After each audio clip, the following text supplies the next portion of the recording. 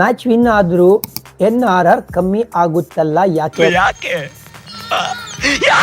ಏನಾಗತ್ತೆ ಗೊತ್ತಾ ನಿಮ್ಗೆ, ಕ್ಲೋಸ್ ಮ್ಯಾಚ್ಗಳಾದಾಗ ಇನಿಷಿಯಲಿ ನಾನು 50 ರನ್ನಲ್ಲಿ ಗೆದ್ದಿದ್ದೆ ಅಗೇನ್ಸ್ಟ್ CSK. ಸುಮ್ಮನೆ ಎಕ್ಸಾಂಪಲ್ ಕೊಡ್ತಾ ಇದ್ದೀನಿ ನಿಮ್ಗೆ.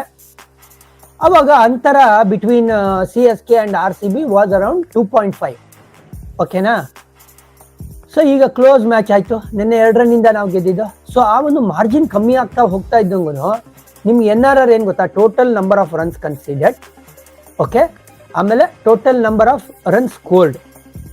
ಇದೆರಡೂ ನೀವು 20 ಓವರಲ್ಲಿ ಡಿವೈಡ್ ಮಾಡಿ ಆ ಒಂದು ರನ್ ರೇಟಿಗೆ ಬಂದು ಅದರಿಂದ ಇದು ಮೈನಸ್ ಮಾಡಿದ್ರೆ ಅದು ಇರೋದು. ಸೊ ಅವ್ರೇನು ಹೇಳ್ತಾ ಇರೋದು ಅಂದರೆ, ನಿನ್ನೆ NRR 0.52 ಇತ್ತು, ಇವತ್ತು 0.48 ಇದೆ. ಅದು ಹೆಂಗೆ ಅಂದರೆ ಇದುವರೆ ತನಕ ಮಾರ್ಜಿನ್ ಬಿಟ್ವೀನ್ ಏನು ಹೇಳ್ತೀರಾ run scored and run considered was more. ನಿನ್ನೆ ಜಾಸ್ತಿ ಹೊಡೆಸ್ಕೊಂಡಿರೋ ಅಂತ ರನ್ಸು ನಿಮಗೆ ಆ ಗ್ಯಾಪ್ ಕಮ್ಮಿ ಆಗೋಯ್ತು, ಅದಕ್ಕೋಸ್ಕರ NRR ಕಮ್ಮಿ ಆಗುತ್ತೆ.